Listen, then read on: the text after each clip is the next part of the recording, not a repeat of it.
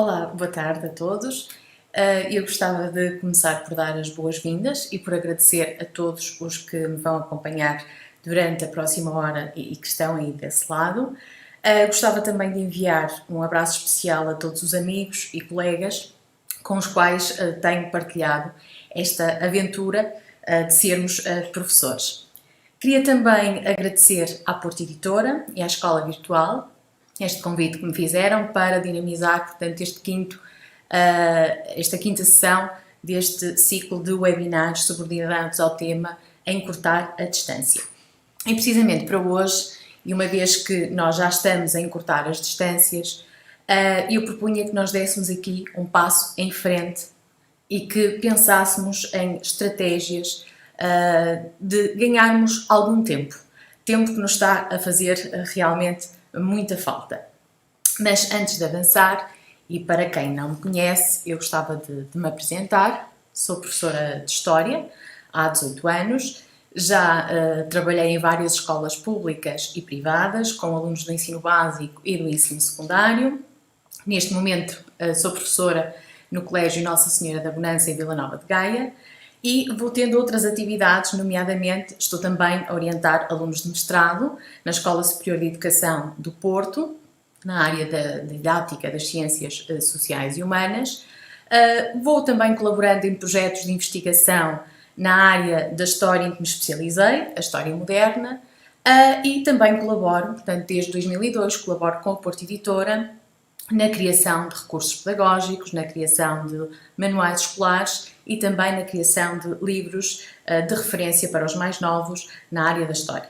E uma vez que estamos aqui no canal da Porto Editora e da Escola Virtual, gostava também de partilhar que estou também desde o início nesta grande experiência que é a Escola Virtual, na criação das aulas de História, portanto, desde o início que faço parte também, sinto que faço parte deste projeto.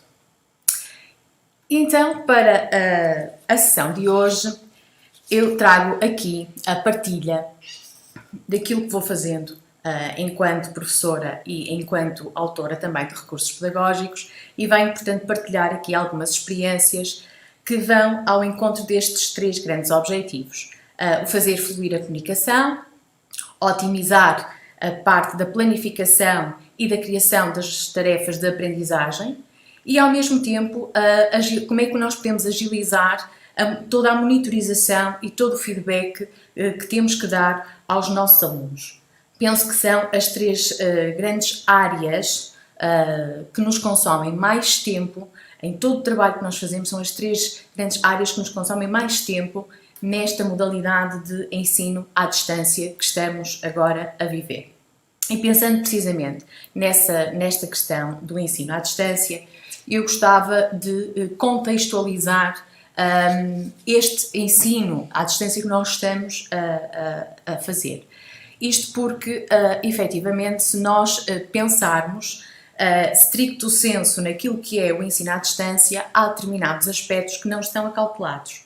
Desde logo a questão do número de alunos por turma, portanto nós temos efetivamente, cada professor tem a seu cargo um número exagerado de alunos para poder fazer essa monitorização que está prevista no ensino à distância stricto sensu. Por outro lado, o ensino à distância implica também uma flexibilidade e uma autonomia por parte do aluno no desenho do seu percurso de aprendizagem que efetivamente o nosso modelo de ensino não está pensado dessa forma. Portanto, desde logo temos aqui nuances bastante diferentes e que condicionam, portanto, este ensino à distância. E, portanto, este que nós estamos a desenvolver tem um contexto muito próprio. E tem o contexto do 16 de março e deste confinamento abrupto que todos estamos a viver, e esse contexto de confinamento tornou-se efetivamente o nosso contexto de trabalho, o nosso contexto de ensino e, ao mesmo tempo, o contexto de aprendizagem dos nossos alunos. E, portanto, de uma forma muito rápida, sem que ninguém pudesse prever ou sequer preparar-se, nós passamos a ter de gerir uma realidade muito particular dentro de nossas casas, mas também a realidade particular de cada um dos nossos alunos. E rapidamente damos connosco a pensar que uma sala de aula é um espaço realmente de equidade, e que nos permite rebater assimetrias que existem entre os alunos. E, portanto, nós temos que gerir toda esta panóplia grande de situações e temos que tentar fazer da melhor forma, dar o nosso melhor.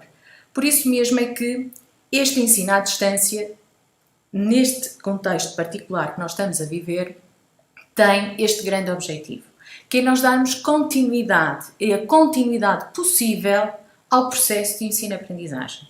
E digo e sublinho aqui o possível, porque aquilo que é possível para mim não é possível para os outros colegas e porque cada um terá a sua própria situação, a sua própria história para contar.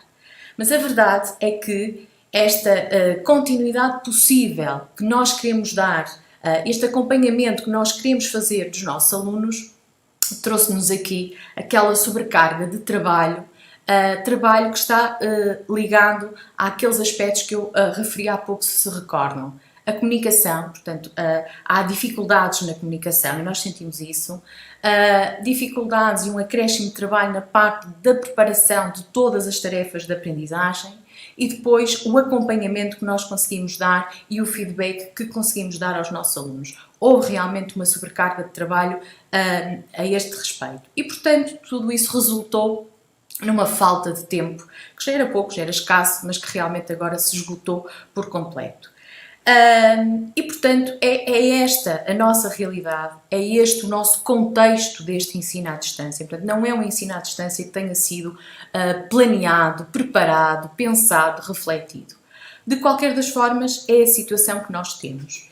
E é a situação que nós temos, e se repararem, em termos de contexto de trabalho, em termos de contexto de aprendizagem, nós não podemos agir, nós não podemos fazer absolutamente nada.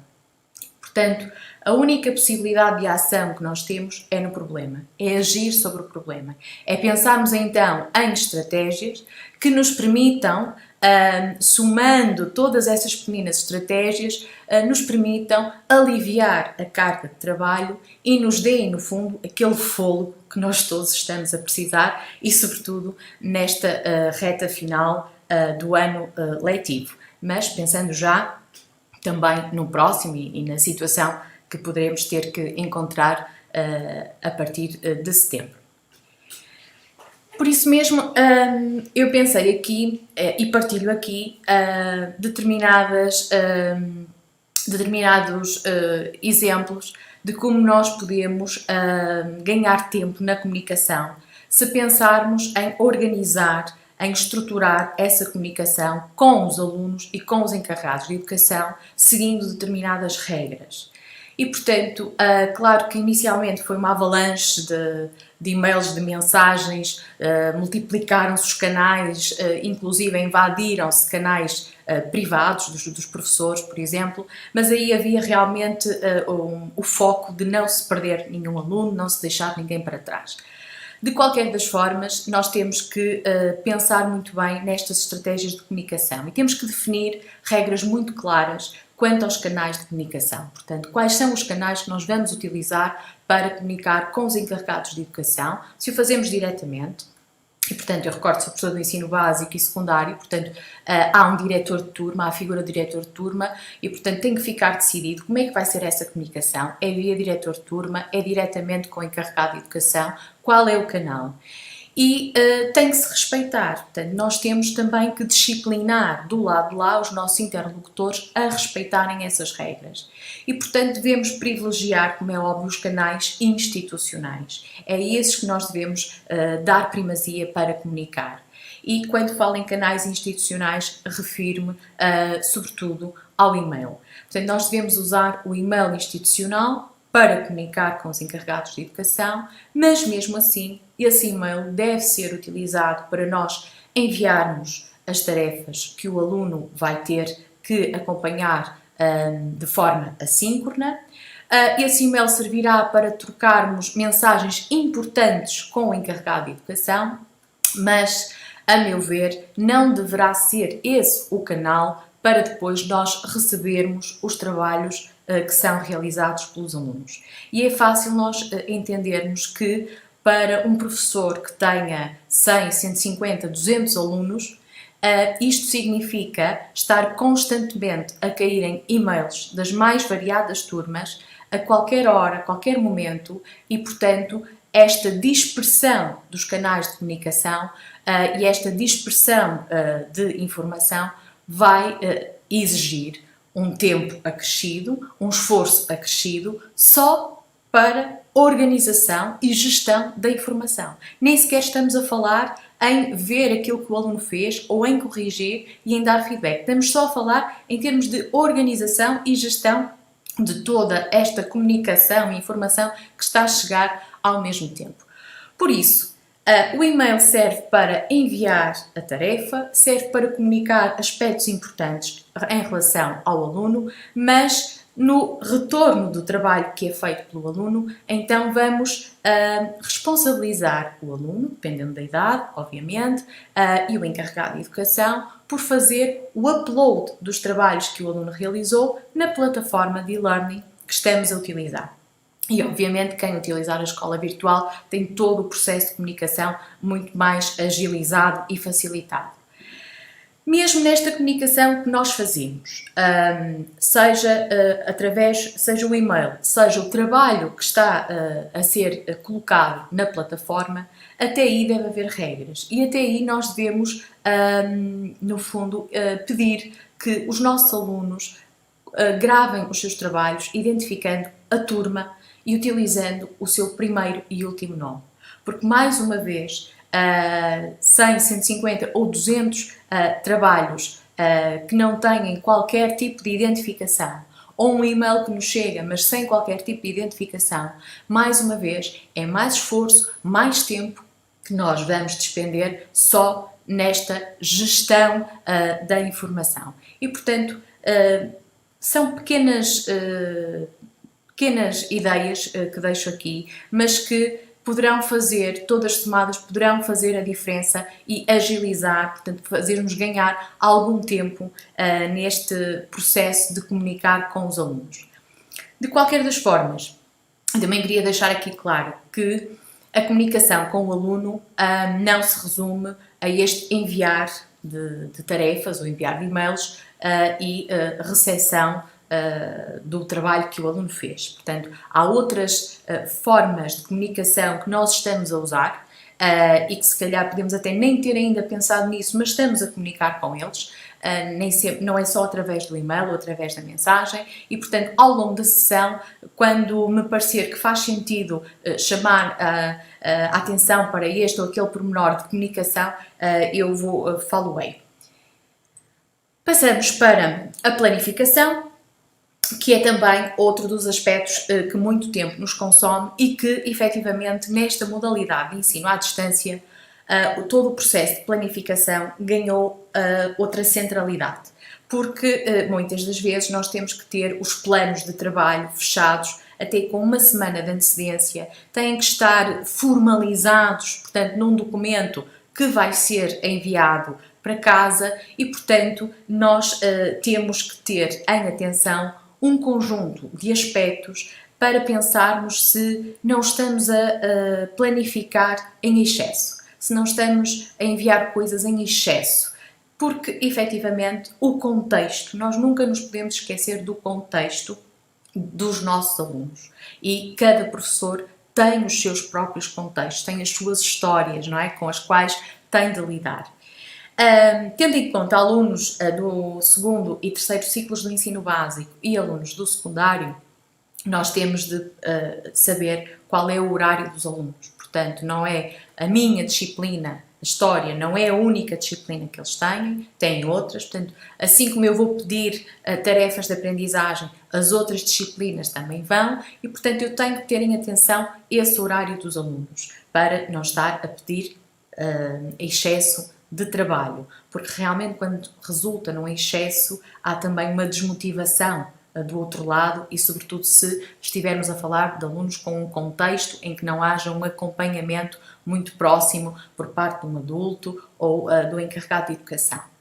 Depois também temos de ter em atenção os recursos disponíveis e às vezes nós temos que nos reinventar e pensar em estratégias para chegarmos aos alunos tendo em conta os recursos que eles têm para a realização do trabalho. Mas mais à frente já vamos ver que podemos também pensar em estratégias criativas, mesmo para aqueles alunos que não têm acesso às tecnologias.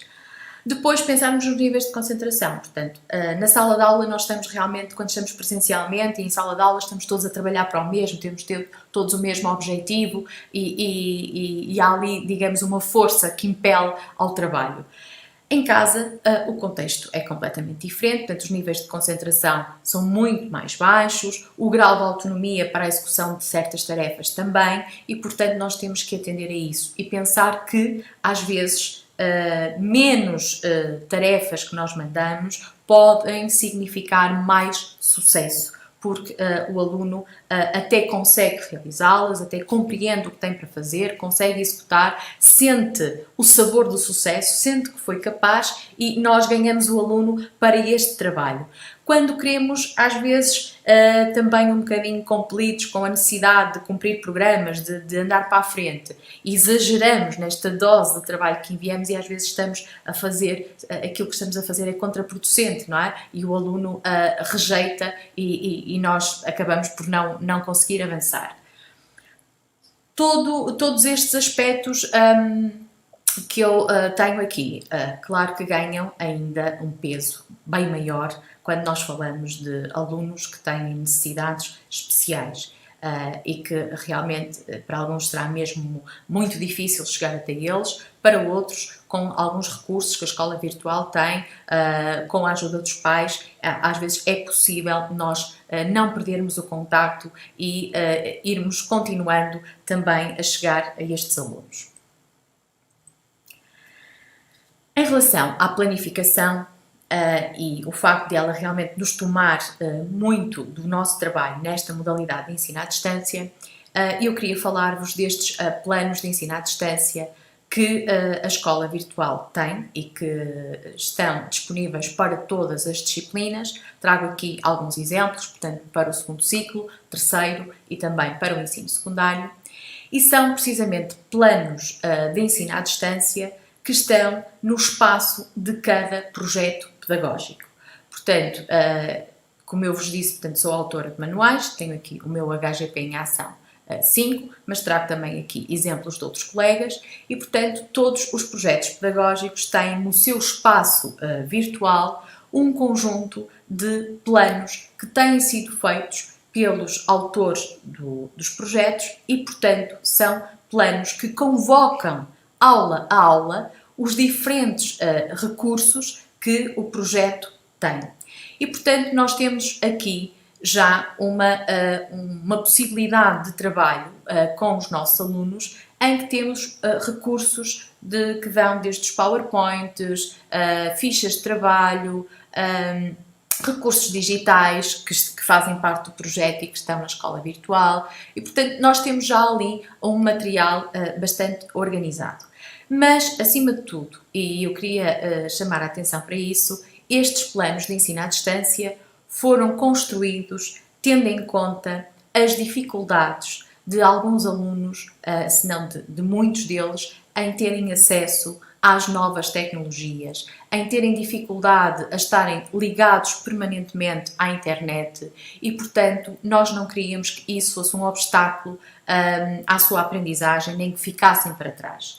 Por isso, estes planos convocam muito todos aqueles recursos que nós garantidamente sabemos que os alunos têm lá em casa, que são os recursos disponibilizados pelos manuais escolares. E, portanto, vou precisamente mostrar-vos aqui um exemplo que trouxe do quinto ano, do HGP em ação de quinto ano.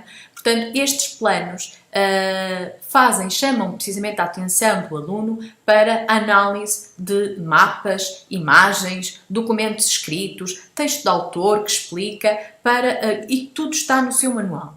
Portanto, ninguém fica para trás. Estes planos podem ser enviados por e-mail ao encarregado de educação, o aluno pode trabalhá-los ao seu ritmo, tem aqui uma série de elementos que eu já vou destacar e portanto o aluno pode continuar a sua aprendizagem sem estar dependente do acesso às novas tecnologias, sem estar permanentemente ligado. Portanto, eu queria deixar aqui esta informação que penso que será importante para os colegas.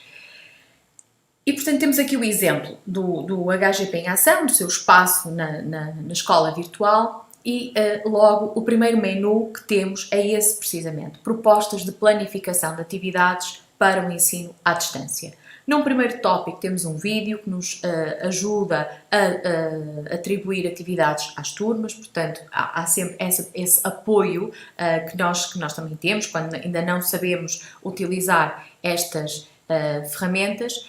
Mas depois temos, no segundo tópico, lá está, a planificação das atividades ensino à distância em ficheiros Word, que é exatamente, estão aqui 2 exemplos desses ficheiros Word. E eu queria falar-vos destes planos e ir buscar outra vez aquela questão da comunicação.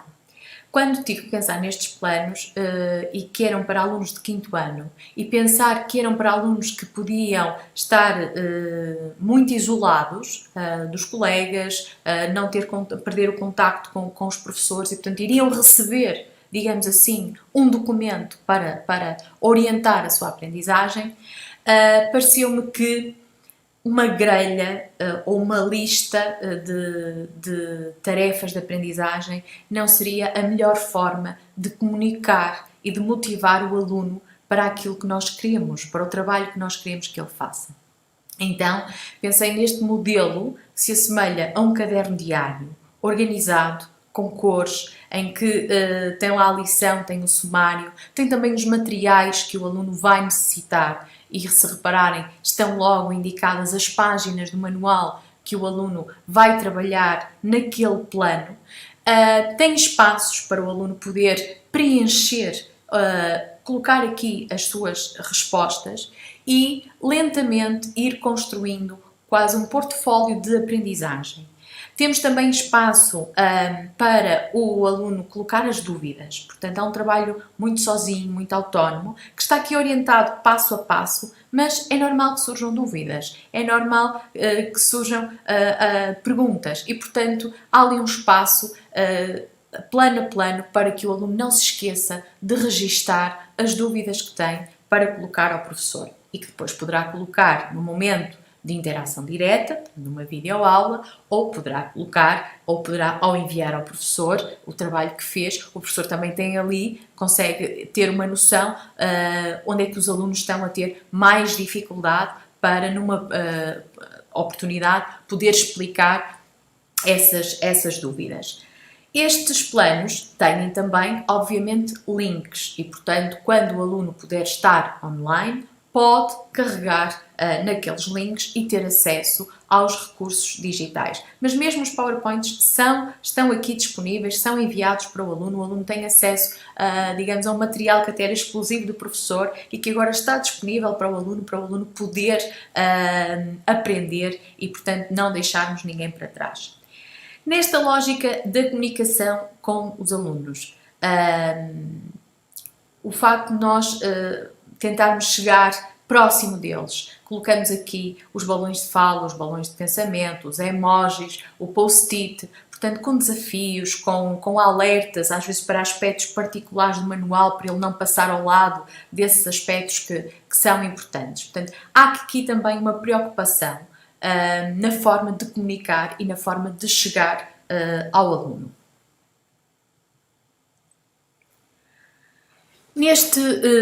Ainda neste espaço do projeto, temos também uma outra versão destes planos que são para o professor e são em tudo igual aos anteriores. O que têm de diferente é as sugestões de resposta às diferentes tarefas de aprendizagem que foram propostas. E, efetivamente, nós temos aqui 2 objetivos. Primeiro, numa impossibilidade de estar diretamente com os alunos, este ficheiro pode também ser enviado e o aluno, juntamente com o encarregado de educação, pode fazer a verificação do trabalho, portanto o aluno confronta aquilo que fez com a proposta de correção, mas também no momento de interação direta, portanto, numa videoaula, por exemplo, e eu costumo fazer isso, interpelo alguns alunos para perceber o que é que foram respondendo às diferentes tarefas de aprendizagem, portanto, e aqui estou também a verificar o que eles fizeram, estou a fazer uma avaliação da oralidade e depois, quando é necessário, digamos, fechar a correção e como há alguns que ou não conseguiram fazer uma questão, já esclarecemos, mas querem ficar com uma resposta completa, então eu partilho o meu ecrã com eles e eles têm aqui a correção. E isto faz-me ganhar tempo em termos de aula. Portanto, ganhei tempo na planificação, porque tenho aqui nestes planos já tudo estruturado, sei que todos têm um manual em casa e, portanto, quando não conseguem aceder às tecnologias, não há, digamos, desculpa para não realizar o trabalho, porque têm o manual para trabalhar e, em termos de tempo, consigo agilizar depois também a correção e o feedback a dar aos alunos. Ainda neste menu do projeto, no terceiro tópico, nós temos depois as grelhas de verificação das atividades dos alunos. Portanto, que é outro aspecto que nos foi pedido, era que nós monitorizássemos e, portanto, temos aqui também essas grelhas para fazermos rapidamente essa gestão. E, portanto, aquilo que eu trouxe até aqui era, e aquilo que vos mostrei, eram os planos num formato Word. E reparem, estão no Word não é por acaso, é precisamente porque nós sabemos que cada colega tem a sua situação para gerir, pode precisar de mexer, retirar aspectos, acrescentar outros e, portanto, estão no Word para que todos possamos trabalhar com estes instrumentos de aprendizagem. Mas há aqui uma outra possibilidade, há aqui uma outra forma que eu tenho de utilizar aqueles planos de ensino à distância, que é num ambiente exclusivamente virtual. E eu também faço isso, porque também tenho as minhas turmas aqui na escola virtual e, portanto, também consigo fazer essa utilização. E então eu vou aqui a este tópico das sequências de aprendizagem para tarefas e aquilo que mostro é exatamente o plano de aula que estava na versão Word que viram anteriormente, está aqui agora numa versão de sequência de uma sequência de aprendizagem. Esta sequência de aprendizagem, se nós quisermos, tem três momentos, 3 folhas lá em cima. A primeira em que nós temos as tarefas de aprendizagem que estavam lá no plano de aula, com as caixinhas, com os balões, com as linhas, para o aluno escrever, são exatamente as mesmas. Claro que aqui as respostas têm que ser feitas num caderno diário, portanto já não dá a opção de fazer no documento, têm que ser feitas num caderno diário. Na página 2 eu tenho o PowerPoint, portanto se eu andar ali para a frente, na página 2 eu tenho o PowerPoint que é utilizado nesta sequência de aprendizagem e depois tenho também as páginas do manual que são utilizadas nessa sequência de aprendizagem. E, portanto, de uma forma muito rápida e que me faz ganhar tempo, se tudo o que está aqui é aquilo que eu quero para a minha aula e para as minhas turmas, eu vou ali àqueles 3 pontinhos que me abrem o menu e faço criar tarefa. Quando faço criar tarefa, aparecem as minhas turmas todas. Ora, eu seleciono as turmas do 5º ano, defino a data para a qual quero a tarefa, o início e a data de fim. Posso fazer aqui uma opção que é permitir que os alunos carreguem ficheiros para esta tarefa e faço enviar. E, ao clique, a tarefa chegou do outro lado a 50, 100, 150 alunos. Eles já têm todos esta sequência de aprendizagem do lado deles com uma data estipulada para início e para final.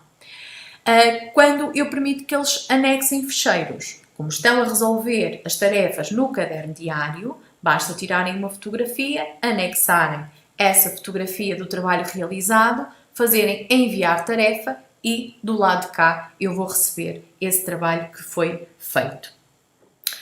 Há aqui uma outra situação, que é, imaginem que para além do que está aqui, nesta sequência de aprendizagem, há outro recurso que eu quero integrar na minha aula, há outros elementos que eu quero adicionar.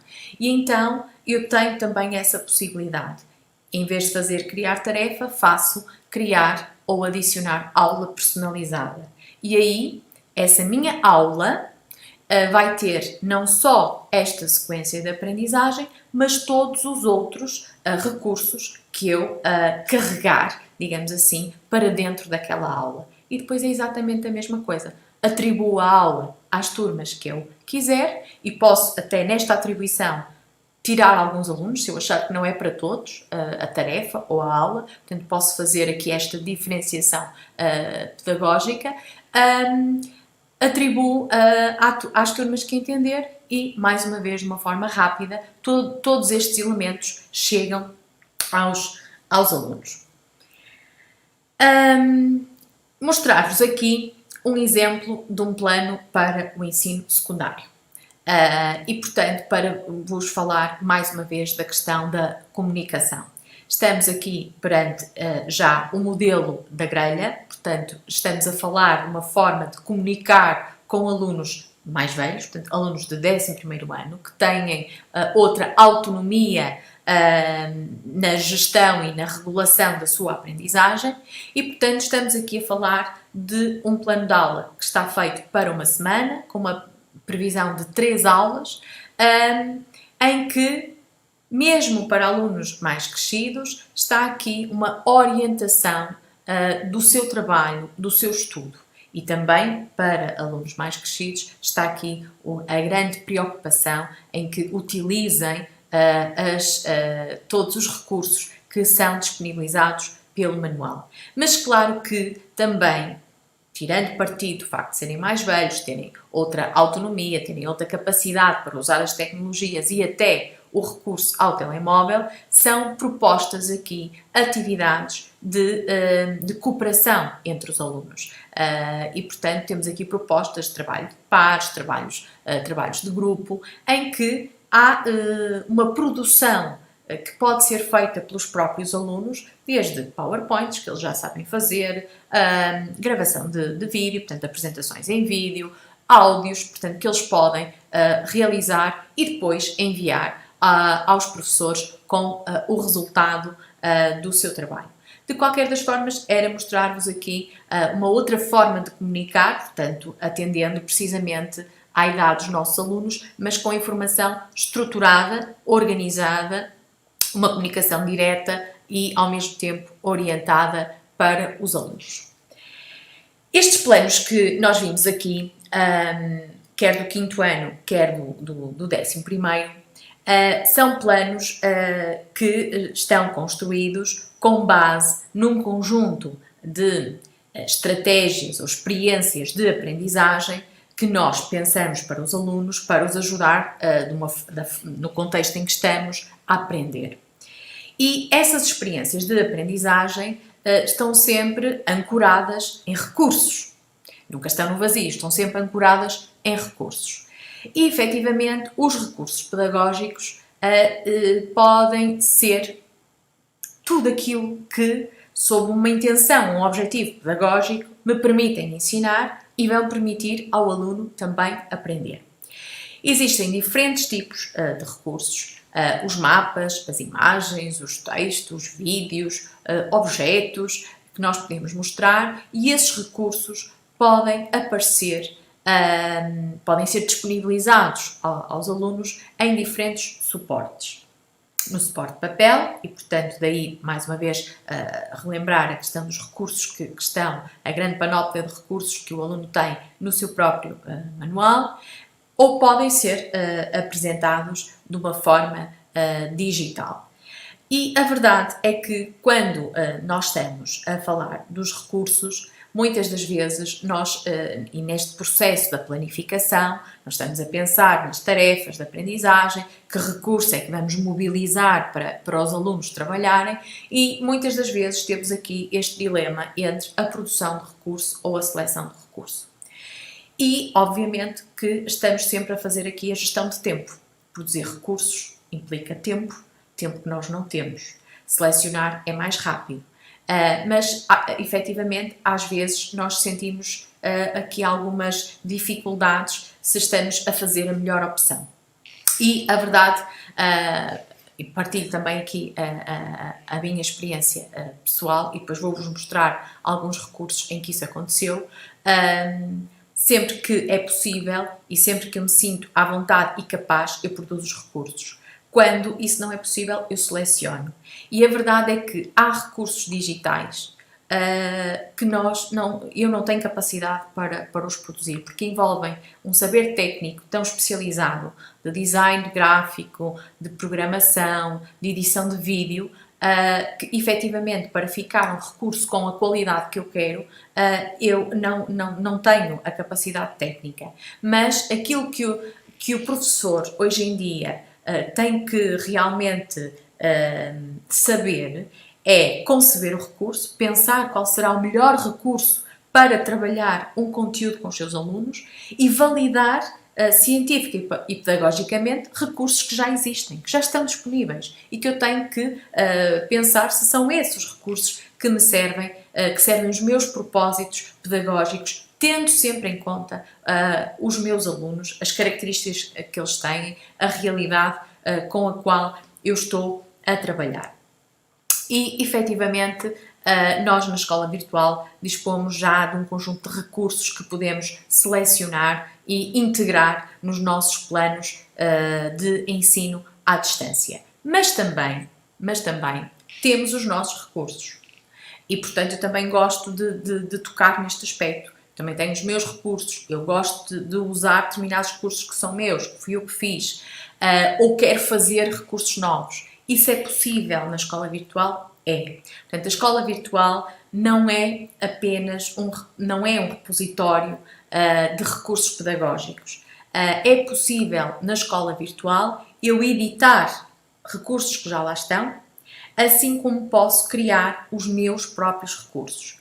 E eu trago aqui o exemplo, neste caso, de um quiz, portanto, um teste, que pode ser um teste, pode ser uma ficha de trabalho, portanto, depois estas perguntas eu dou-lhes a intencionalidade pedagógica que eu entender, aquela que eu preciso, neste caso chama-se teste, mas por acaso até nem foi apenas uma atividade de consolidação, e neste processo de edição ou de criação, reparem, eu tenho ali realmente uma panóplia grande de questões de diferente tipo que posso utilizar.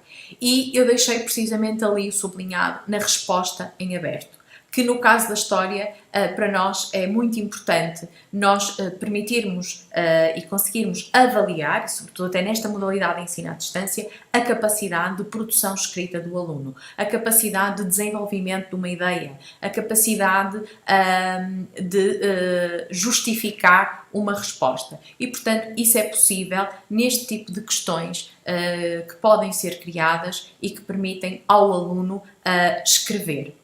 Por outro lado, nestas questões que eu estou aqui a mostrar, nós ali só estamos a ver o tipo de questão, escolha múltipla, seleção, verdadeiro-falso, preenchimento de espaços, são questões que, se eu entender, elas não têm que ser questões simples ou, como nós muitas das vezes associamos, questões mais fáceis, mais simples e que o aluno resolve rapidamente e que até só mobilizam a memória. Não.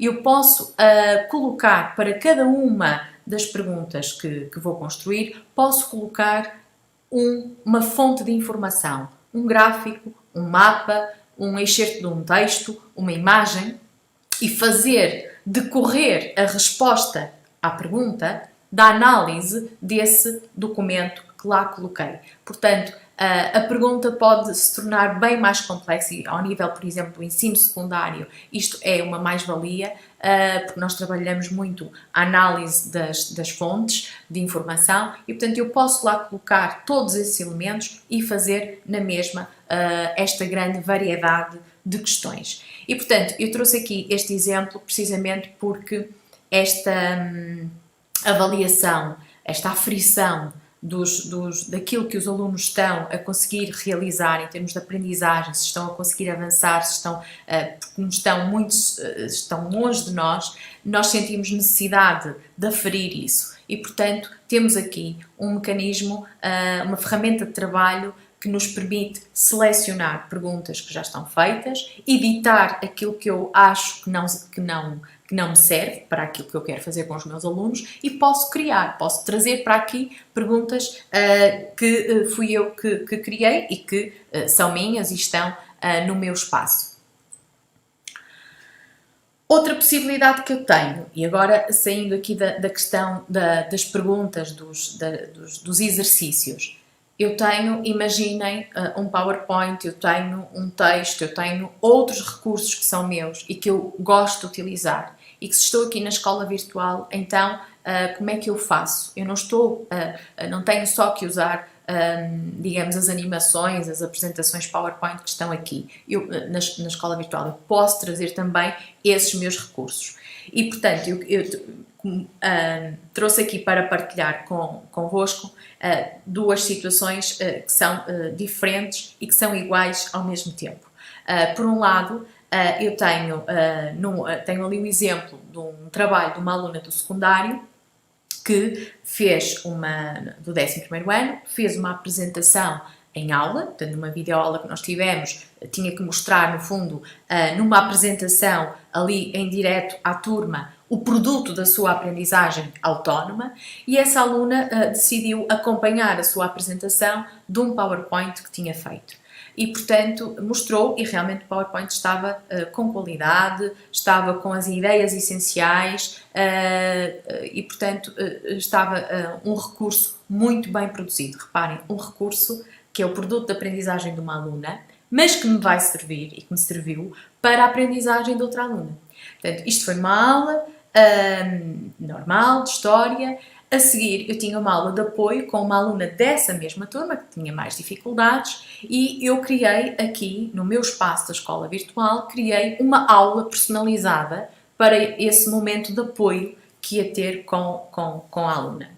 E, para além daqueles dois recursos que eu já tinha selecionado aqui da escola virtual, adicionei aquele PowerPoint que tinha sido apresentado um quarto de hora antes, em aula, por uma colega, não é? Da aluna que ia ter o apoio, e que me pareceu ser um bom instrumento de aprendizagem para esta aula de apoio. E, portanto, reparem, foi de uma forma muito rápida que o produto de uma aula se transformou num recurso para apoiar uma aluna que estava com mais dificuldade. E, portanto, eu carreguei para aqui esse PowerPoint e construí a minha aula que enviei para a tal aluna que ia ter o apoio, enviei-lhe como tarefa, ela recebeu e foi seguindo os passos dos recursos que lá estavam. Outro exemplo que vos trago é, por exemplo, um ficheiro áudio. E isto resultou de uma experiência de aprendizagem com uma turma de 6º ano, em que lhes fiz a proposta, já neste contexto de confinamento, lancei-lhes o desafio de agarrarem nos telefones e ligarem aos avós e perguntarem então aos avós como é que tinha sido isso de viver no Estado Novo. O que é que eles gostavam de destacar nas diferenças entre a forma de viver naquele período e depois do 25 de Abril e na atualidade. E, portanto, alguns alunos fizeram esse trabalho e fizeram um registro, gravaram depois, uns em vídeo, outros em áudio, gravaram o resultado dessa entrevista. E a verdade é que esse trabalho que foi feito pelos alunos serve-me para depois eu mostrar noutras turmas, dar o exemplo e até usar como recurso de aprendizagem noutras turmas. E, portanto, interessava-me ter esse recurso no meu espaço de trabalho para estar disponível sempre que precisar dele. E, portanto, foi isso que eu fiz. Carreguei esse ficheiro áudio para aqui. Falando destas apresentações, destes ficheiros áudio, destes vídeos que os alunos podem fazer, temos aqui uma estratégia, por exemplo, para avaliar a componente da oralidade, que é um dos aspectos que às vezes não é, que nos deixa a pensar como é que, à distância, nós podemos avaliar essa componente. Sempre que temos aulas presenciais, não, sempre que temos aulas de ligação direta, videoaulas, podemos interpelar os alunos e avaliar isso. Quando não é possível, podemos socorrer-nos dos vídeos e dos áudios para eles mostrarem aquilo que são capazes. De qualquer das formas, aqui também a minha ideia era mostrar-vos como os alunos podem ser colocados nesta situação de produtores de conteúdos.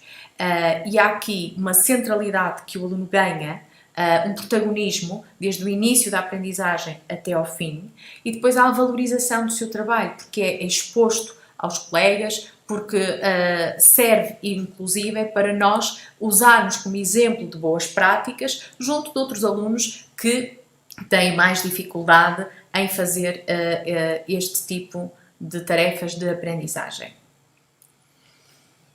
E precisamente, pegando aqui na questão dos recursos, já da aula em si, da nossa necessidade de monitorizar aquilo que os alunos vão fazendo. Eu trouxe aqui mais a partilha de uma história também do que me aconteceu e como é que nós podemos ganhar tempo ao nível da monitorização e também ao nível até da explicação de certos conteúdos. E trago aqui este exemplo de um recurso que aparece aqui nos dois suportes diferentes, como eu vos falava há pouco. Tenho o suporte papel, portanto, aquela grande ilustração que aparece no HGP em Ação 5, naquelas páginas, e tenho depois a sua versão virtual ou digital, quando esta grande ilustração passou a ser uma animação e todas aquelas personagens ganharam voz, ganharam movimento e há ali uma trama que se desenrola ao longo da animação. De qualquer das formas, eu trago aqui este exemplo, primeiro para mostrar duas coisas, que são dois recursos que eu pensei neles, concebi, fiz todo o descritivo do que queria naquela ilustração. Portanto, há uma intencionalidade pedagógica em todos os elementos que estão ali na ilustração e que me vão servir para trabalhar em sala de aula com os alunos. Portanto, não é só uma ilustração para tornar o manual mais colorido ou mais bonito, não. Há uma intencionalidade pedagógica, até aquela personagem que criei, o Moacir, e todo aquele texto em que ele fala diretamente com o aluno, mesmo sendo no papel, tudo tem uma intenção pedagógica e depois essa intencionalidade também passa ali para a parte da animação. E portanto, quer um recurso, quer outro, eu não sei fazer. Mas fui eu que criei, concebi e sempre na interação com quem tem a capacidade técnica de produzir estes recursos, trabalhamos até chegarmos à validação final e, ok, o resultado final era mesmo este que eu queria, a intenção pedagógica está aqui. Trago estes dois recursos também para vos contar uma situação que me aconteceu com as turmas de 5º ano. É que o manual todos têm a ilustração. A animação nem todos têm. E então eu criei a tarefa, na escola virtual, criei a tarefa e atribuí às turmas de 5º ano para, no espaço de uma semana, portanto, que era o intervalo das nossas aulas, verem a animação. Tinham uma série de perguntinhas para estarem atentos ao que estava a acontecer e irem tirando informações à medida que viam a animação. Podiam vê-la às vezes que entendessem e no fim deveriam sempre enviar a tarefa para eu ter a certeza, para eu saber que os alunos tinham executado a tarefa que eu tinha pedido. E portanto a situação foi que quando eu cheguei, quando estava para ir para a aula, tinha precisamente aqui, abri a turma e tinha ali a tarefa de 11 de maio, tinha ali o registro de que numa turma apenas 10 tinham visto a animação. Na outra turma correu muito bem, todos tinham visto, e portanto na turma em que todos viram, eu entrei na aula e pude arrancar logo com a exploração da animação e pudemos avançar. No caso desta turma, metade não tinha visto a animação. Portanto, eu rapidamente tive que pensar noutra estratégia para a aula que nós tínhamos. E, independentemente das razões pelas quais não viram, eu socorri-me do manual. E, portanto, aí eu sabia que todos tinham. E, portanto, todos abriram o manual e a exploração que alguns já tinham feito ao verem, em trabalho de casa, digamos assim, ao verem o vídeo, eu fiz ali com os outros que não tinham visto a animação. E como é que eu sabia quem viu e quem não viu? Se eu abrir a tarefa, reparem, eu consigo uma monitorização detalhada, aluno a aluno. Consigo perceber quem é que tinha visto a animação e quem não viu. E, portanto, consigo fazer a gestão da participação em aula, que ia ser uma aula em videoconferência, conseguia fazer a gestão dessa participação. E, portanto, para verem como quando nós utilizamos aqui, quando utilizamos a escola virtual, conseguimos rapidamente, entrando na turma, ter uma monitorização geral e perceber quantos alunos executaram a tarefa, que neste caso era só ver, não tinham que escrever nada, nem tinham que carregar ficheiro nenhum, e tenho também depois ali uma monitorização detalhada aluno a aluno. E, portanto, é um aspecto que me permite ganhar tempo. Quando há a necessidade do aluno a enviar ficheiros, portanto, está aqui, cada aluno pode anexar, se na tarefa lhe for dada essa permissão, pode anexar o produto do seu trabalho, a execução da tarefa, estão ali as fotografias que provam que o aluno fez a tarefa e, portanto, eu também vou recebendo aqui, aluno a aluno, a entrega destes trabalhos. E depois é só abrir e ver como é que a tarefa está resolvida. E, portanto, também tenho aqui uma facilidade em monitorizar a execução das tarefas. Posso, inclusive, que é outro aspecto nas reticências e naqueles 3 pontinhos que ali estão, posso, inclusive, dar um feedback individualizado. Portanto, à medida que vou abrindo as tarefas e que vou vendo o que está a ser feito, posso enviar também uma mensagem, um feedback individualizado aos alunos, para eles, e portanto são eles é que recebem do lado de lá a mensagem e conseguimos fazer aqui este acompanhamento personalizado e, no fundo, esta diferenciação pedagógica que se vai fazendo, que acontece nesta comunicação, acontece na seleção dos recursos, acontece nas estratégias, nas atividades que nós propomos aos alunos. Eu posso enviar tudo igual para todos os alunos, mas posso também enviar coisas diferentes para o aluno A, o aluno B, consoante as necessidades de cada um e posso fazer essas adaptações. Portanto, em termos de feedback, também consigo ganhar tempo no feedback usando aqui a plataforma da escola virtual, indo ali e mandando a mensagem rapidamente para o aluno. Em termos de avaliação, como é que nós podemos... eu não tinha nos objetivos este tópico de avaliação, mas quando nós estamos a falar de uma monitorização e do feedback, nós estamos a avaliar. Claro que a avaliação que estamos a fazer é uma avaliação formativa, mas também há a possibilidade, aqui na escola virtual, de nós classificarmos, de nós atribuirmos uma classificação à tarefa que o aluno está a realizar. E há aqui vantagens quando essa classificação é atribuída e quando isso é realizado na escola virtual. Primeiro, porque quando eu envio a tarefa ao aluno, um pouco semelhante àquele teste que nós vimos lá atrás, àquele recurso que era um teste, quando eu envio ao aluno, eu posso fazer a opção de lhe dar a conhecer a correção logo quando ele termina o teste. Portanto, terminou o teste, respondeu às questões, enviou e tem acesso à correção. Ora, nesta modalidade de ensino à distância, isto é uma mais-valia na medida em que permite logo a autocorreção. O aluno verifica logo onde é que errou. E isso pode ser útil para o aluno reforçar o estudo ou até pedir ao professor a explicação de um determinado conteúdo no qual não se saiu tão bem quanto esperava. Por outro lado, eu também consigo ver de imediato onde é que o aluno falhou.